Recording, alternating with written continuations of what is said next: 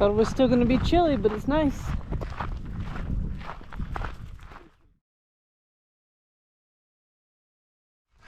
All right, puppy, let's go.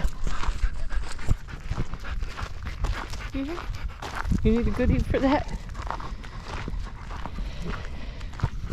Guess every dog needs a goodie for going potty.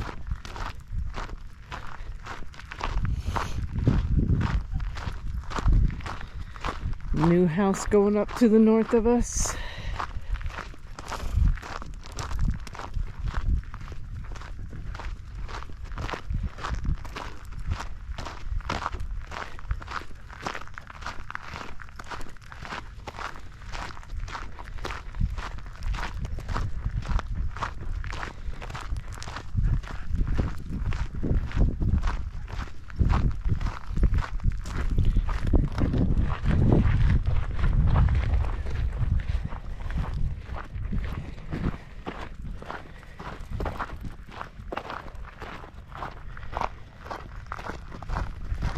That's somebody that said they're hiking up to the rabbit ears today.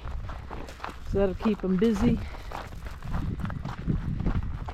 The mountain is just shy of 9,000 feet at its peak. We live at, what do we live at? 4,700. Right about 4,700 feet elevation. About exactly.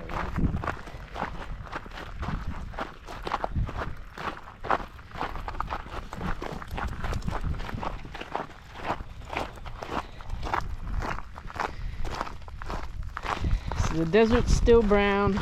It'll start greening up here soon. The barrel cactus, the creosote, the Mormon tea, prickly pear, they stay green year round.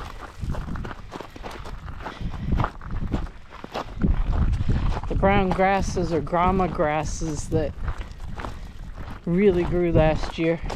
We usually don't get that much.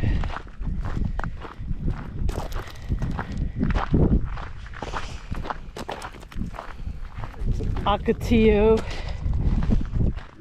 they like the heat. When it rains, they get green leaves. When it dries out again, they drop their leaves. They'll cycle like that up to about 5 times a year if we get enough rain.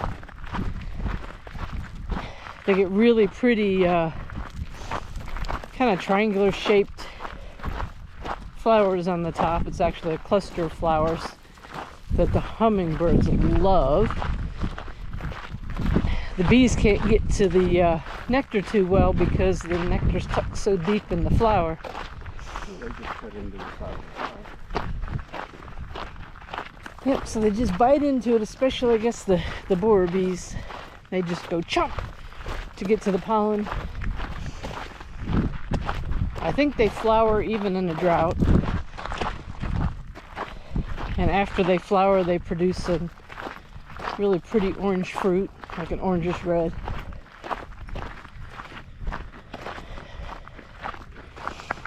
We have quite a few different kind of prickly pear out here.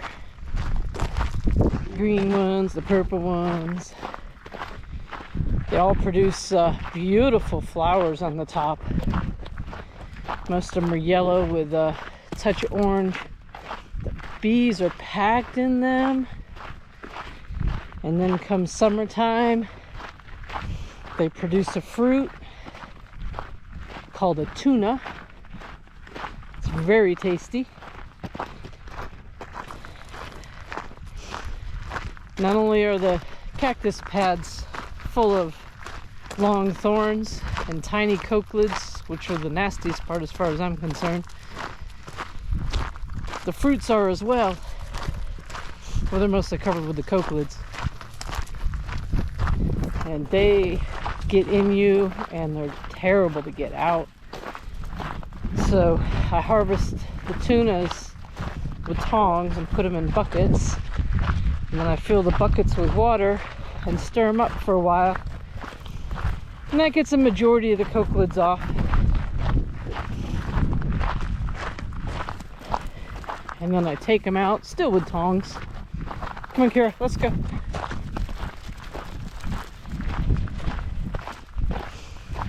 And any of the ones that still have cokelets left, I'll singe over a flame, and that takes care of that. A lot of people peel them, but I just, before doing anything with them, they have hard seeds inside that are tiny. They're kind of like chia seeds. They have a good flavor.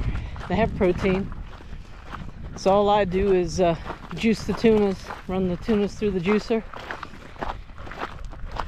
Once I get about a gallon of juice, I call it quits. Sometimes I'll make some jello with it. Otherwise, I just mix it in with other fruit drinks. Come on, Kira. It's good with oranges and apples. They're not real sweet, but a little agave nectar takes care of that if you're gonna mix it in something that's not very sweet.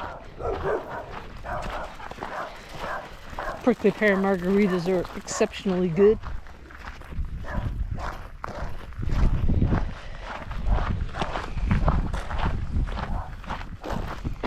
Hey, I'm not the only one getting rid of Christmas trees.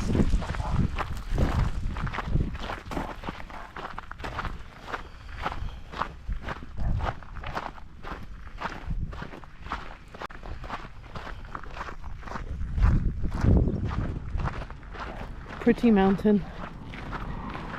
It'll get nice and green in the summer. Even as steep as it is, there's a lot growing up there. The other side of the mountain, there's a trail called the Gede Spring. Well, the park is called Gede Springs. The trail is a pine tree trail that we like to do.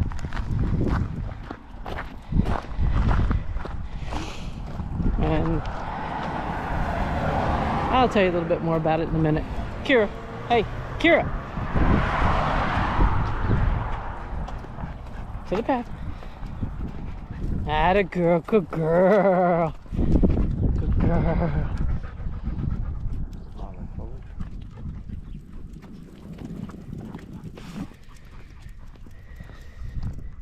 It's a nice trail.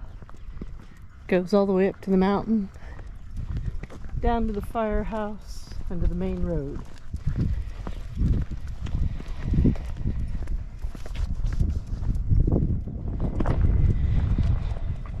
Oh, look, wildflowers. Things are starting to turn green. Pretty yellow flowers.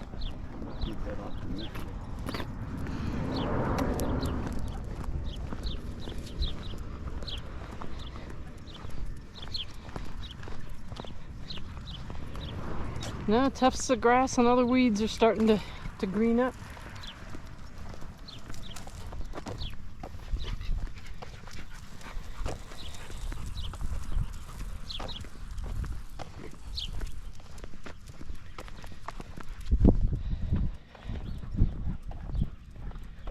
There's these kind of scrawny, scraggly, prickery bushes. And they get, I'm not sure if this is one of them or not, but if it is, the sweet acacia. I think this is a, I'm not sure if this is an acacia or a mesquite. I think that's an acacia. Yeah, that's an acacia. So the sweet acacia gets these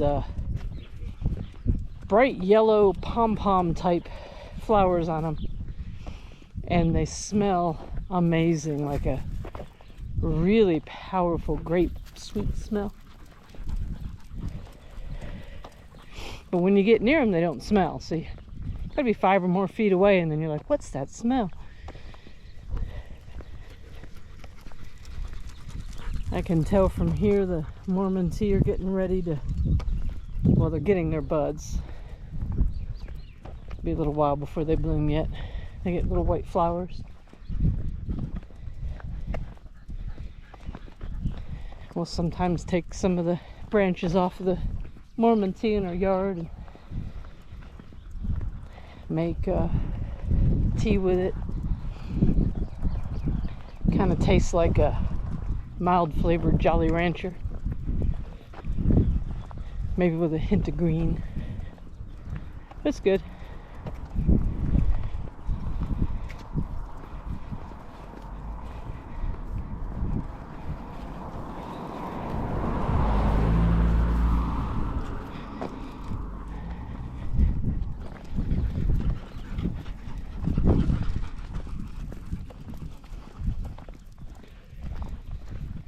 So this may be the desert, but boy, can it rain here. In the summertime, we can get an inch or two of rain in an hour. They're called monsoon rains for a very good reason. It might rain on one house and not on another. Often rains more on the mountain, which is why we have a few waterfalls up there that are great to go to after some monsoon rains.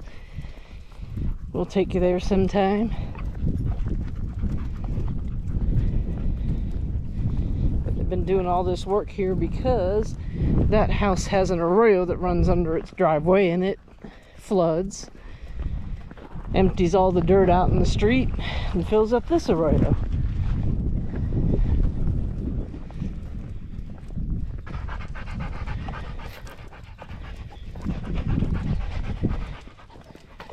Yeah, what do you need a treat for? Her treats are actually just her kibble. She won't accept them as treats at home, but out on a walk, they're essential. Kira, settle down. Well, the T-bone would be more essential. Well, yeah. We haven't had a T-bone in a while. I defrosted steak, some steak today.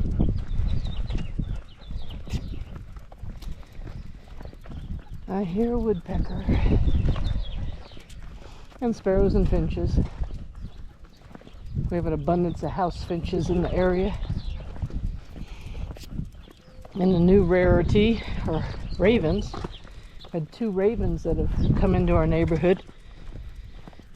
They hang out together. So I'm hoping one's a male and a female, and we end up with more ravens.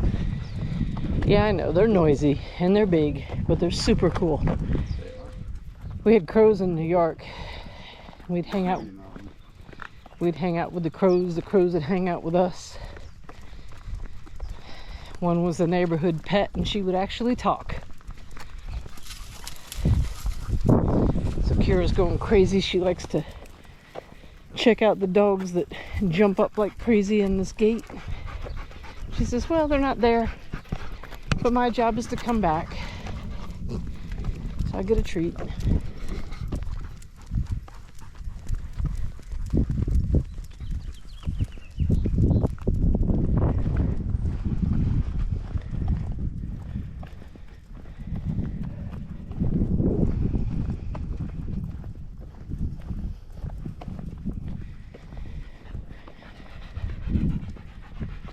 So I won't say the guide dog's name right now because I don't want to be a distraction.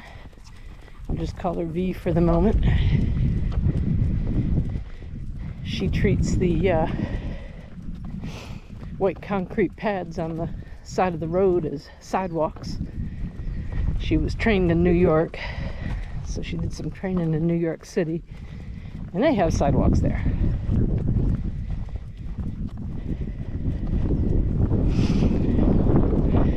We're a rural community in the outskirts of the city. The city has sidewalks, but this is the only paved road in this area.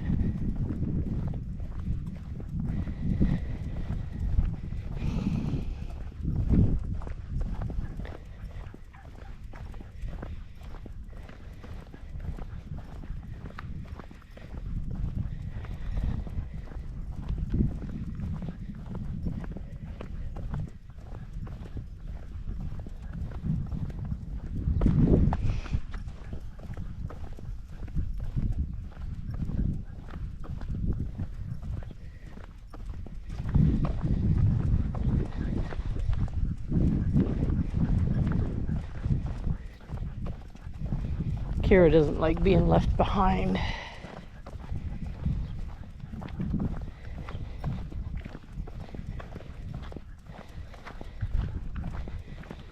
She's a highly reactive field lab. Took a lot of training just to get her this good on the leash.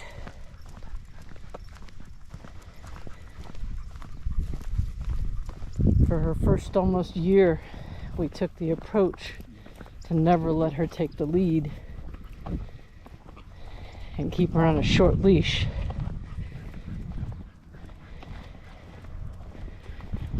And after working with a dog trainer, we realized that that was a fighting battle and we weren't going to win. So we take her out to the desert more and let her run. Help wear her out, because a worn out dog is a good dog. Let's go, puppy. Come on. Let's go. Oh, so that's what field labs are bred to do.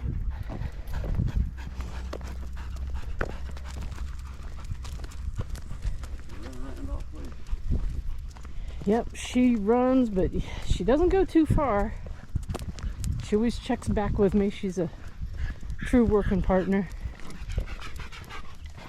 She usually carries her ball with her, and that's her job.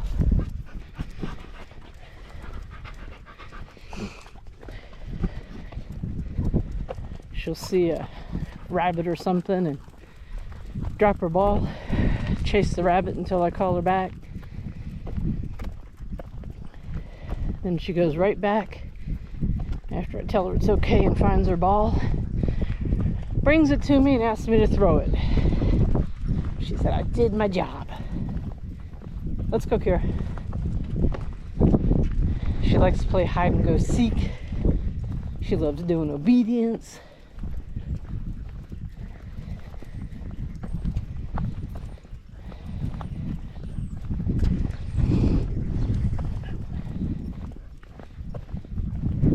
She's either asleep or on the go.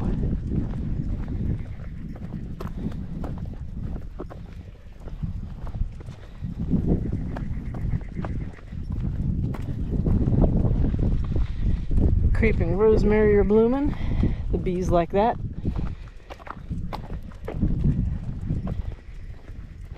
And those are some taller yuccas. I don't remember what the different ones are called. I'll look that up one of these days.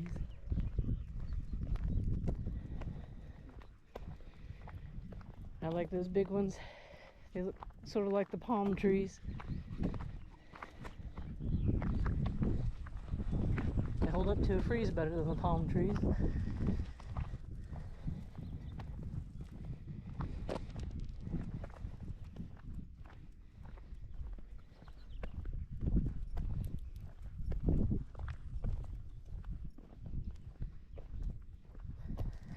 So barrel cactus crowns, they face the south, they follow the sun, but for the most part their crowns always face south.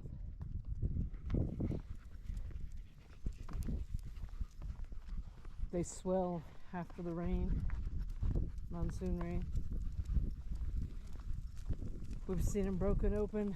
I don't know if wildlife does it or somebody did it. You'll see them out in the desert. Of course, there's a lot of ATV action out there, so somebody could have just kicked it over. It'll be like a sponge shell, and then you'll see the moisture inside. Not sure how much water you could actually get out of one in an emergency.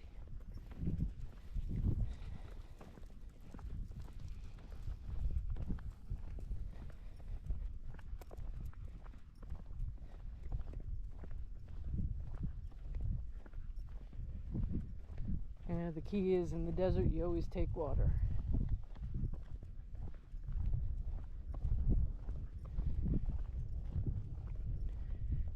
There's Tortuga Mountain, city of Las Cruces off in the distance, Picacho Peak.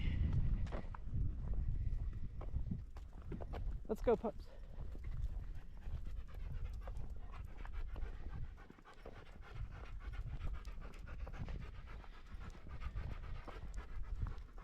Big old observatory.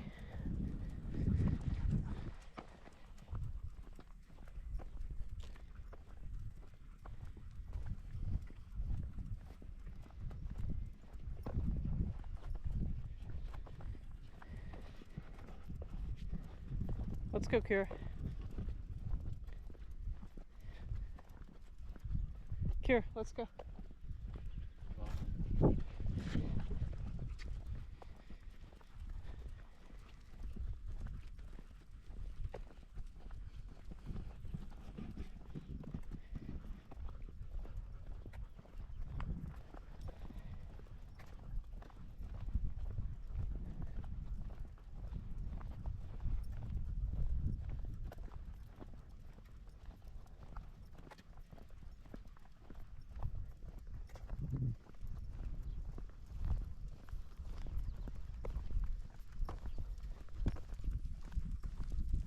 What the heck are the trees called that lose their leaves in the summer but keep them in the winter?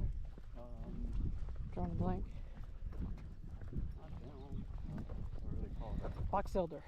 Box elder. So that was the branch that broke off from the wind the other day. So we lost another piece of our box elder. They're pretty brittle. That one's starting to rot. Let's go, Kira. It's growing right under where the roof drops a lot of water, and they don't like a lot of water. Yeah,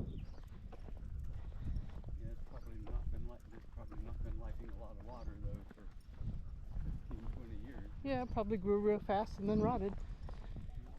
One of these days. Fortunately, none of our trees are very large. There's one of those little agaves that'll die, probably. I think it's an agave, so gotta look that one up too.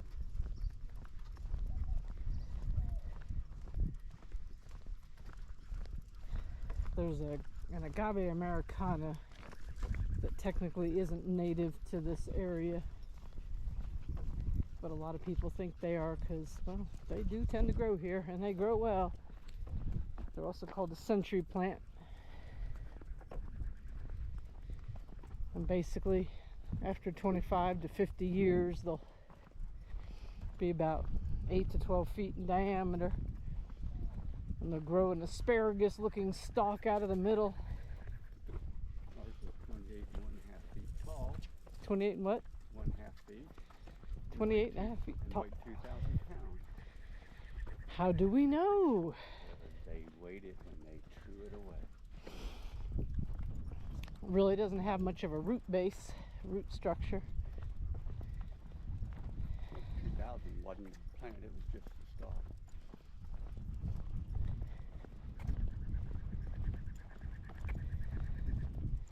So we hired a professional to come take it away. And when they go to the landfill, they weigh the vehicle. So it weighed 2,000 pounds. We waited for it to drop its fruit. The hummingbirds love the flowers. So I have some video around with just so many hummers flying around them. A few birds, other birds. And then the fruits, they get a yellow fruit on them. The fruits drop, and then the agave starts to die. Ours was close enough to the house that as soon as it started to die, we hired a professional to come in and take it out. And one tap and it fell. And it was massive.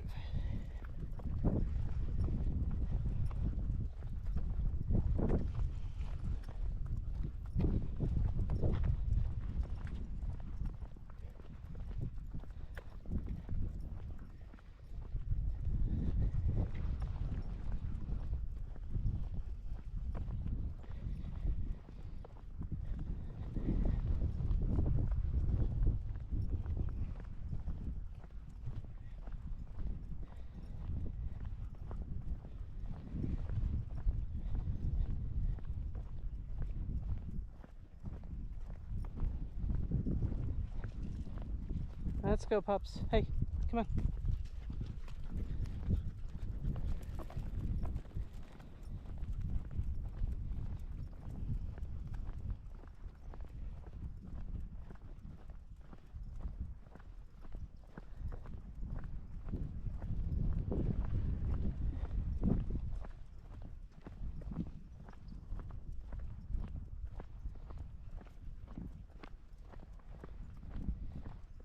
Settle down, Kara. Hey, settle down.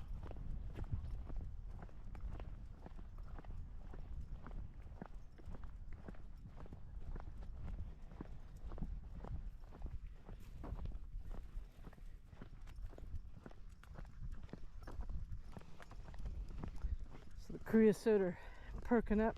We had some snow last week.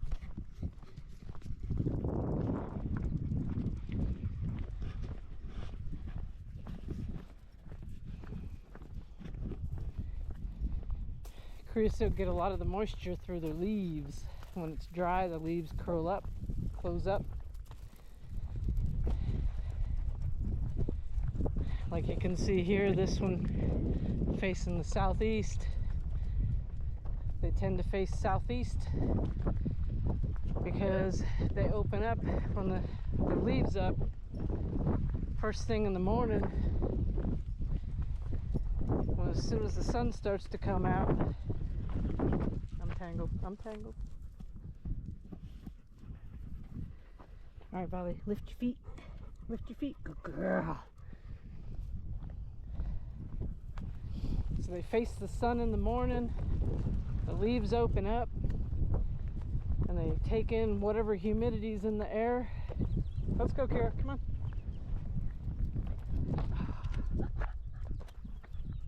Let's go. And as the air dries out, the leaves close back up. Let's go.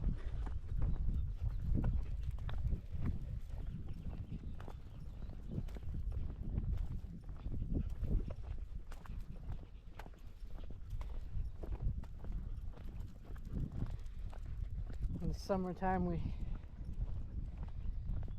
walk this road a fair bit because it's a little bit easier to see rattlesnakes than on the gravel roads. We'll almost always see at least one rattlesnake in the summer evenings on a walk. And this is one of the areas it's most likely to see one. Not sure why. We see a lot along Soledad Canyon, which is why we don't walk that trail too much in the summer. It's a nice walking path.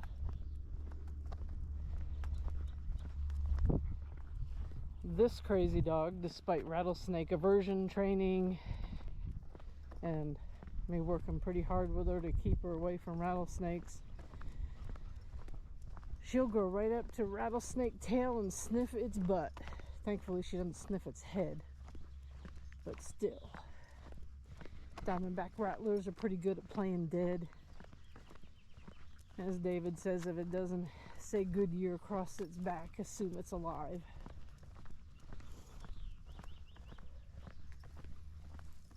I've seen some completely flat other than their head. Toss rocks at them. Try to get them to move. If they don't, I'm going to get about 5 feet from them and then they will either buzz or they'll scurry off. Baby rabbits do that too. They play dead in the middle of the road.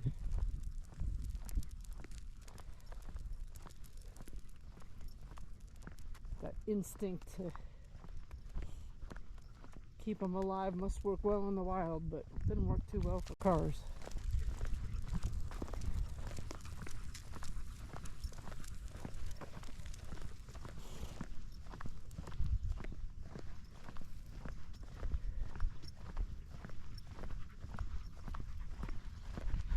How you doing, puppy? You a good girl? Yeah.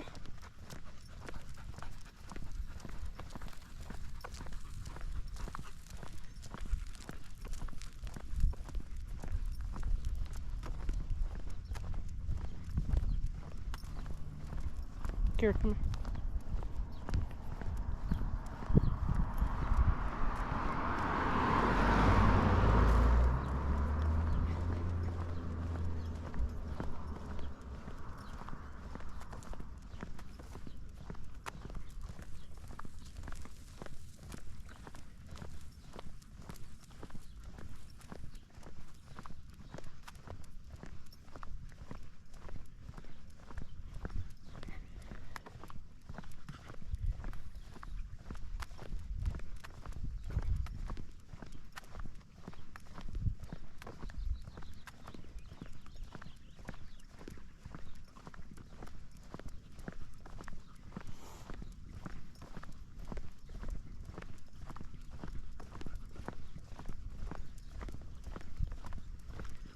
Somebody left their shovel. Oops.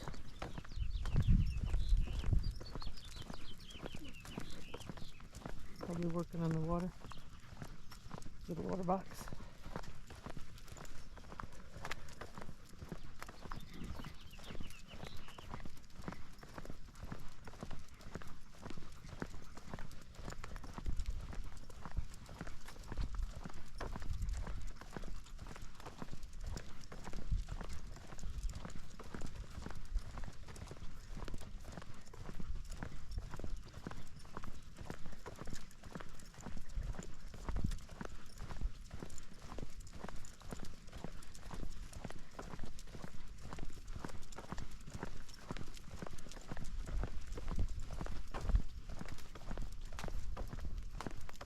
Come on, Kira. Hey, hey, hey. Let's go.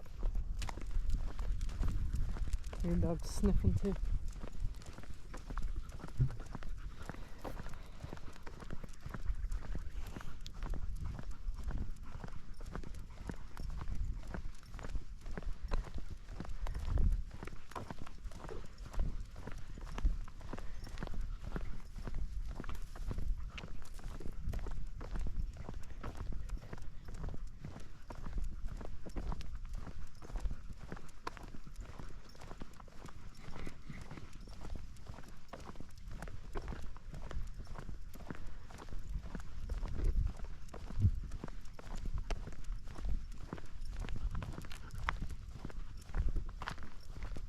Kira left. Good girl. Good girl. Olive corn.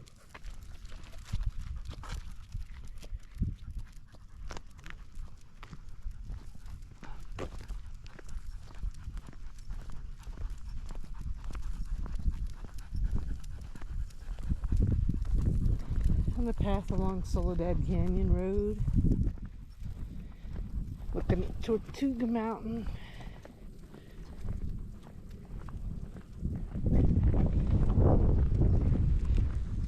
Since there's some clouds, wispy clouds around, it's a good chance by sunset they'll be glowing orange.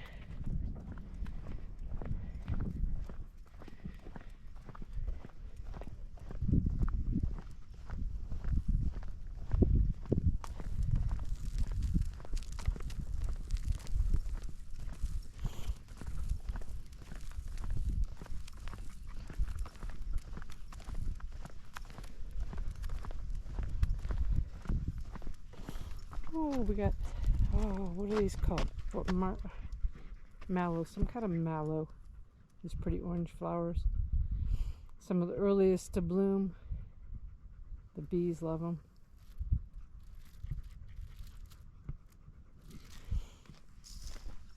Yeah.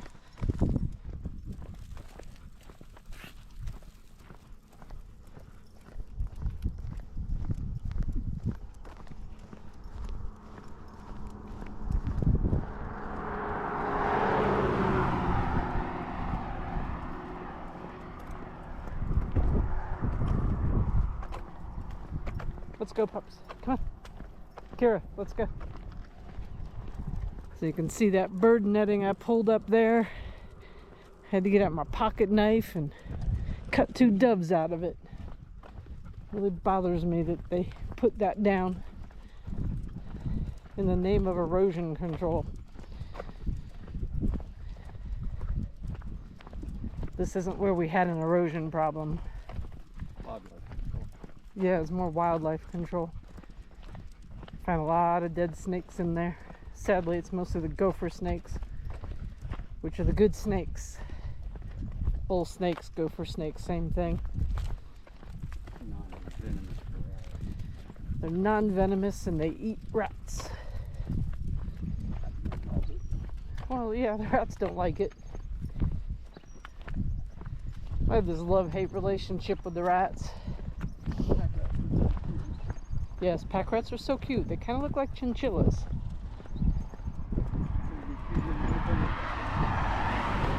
And they'd be cuter if they didn't dig holes under our fence. No. And of course they do attract rattlers. But other than that, they don't really cause us a problem. People that don't have garages and park their vehicles outside have to put lights under the hoods and under the chassis to... Leave the hood open is good too. Yeah, and leave the hood open to keep the Then it doesn't rats. feel like a nest. Keeps the rats from making nests and chewing wires. They like to have a roof over their nest. Yep. Their nest is called a mitten, and they're truly pack rats.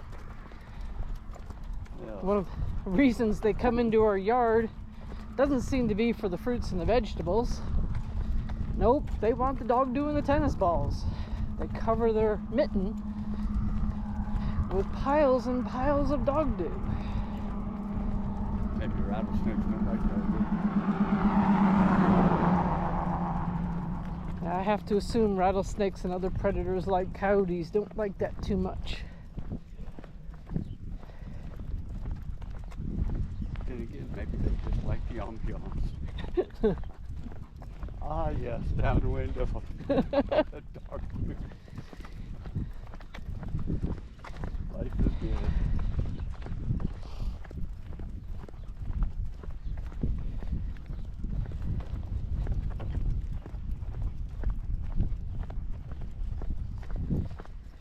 I put some leftover prickly pear tuna in a bowl out front for the rabbits one day. And my critter cam in the evening caught some kangaroo rats running back and forth, jumping in this tall stainless steel bowl, grabbing a prickly pear tuna, jumping out with it in its mouth and carrying it away. That can actually pick up a whole tuna. It sure can. Kira, Kira, come here. Mighty Mouse.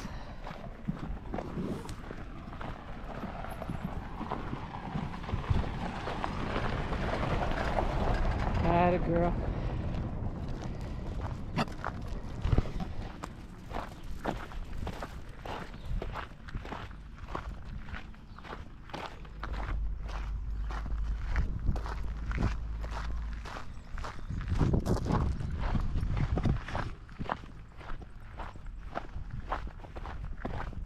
This way, Kira. Come on. Let's go.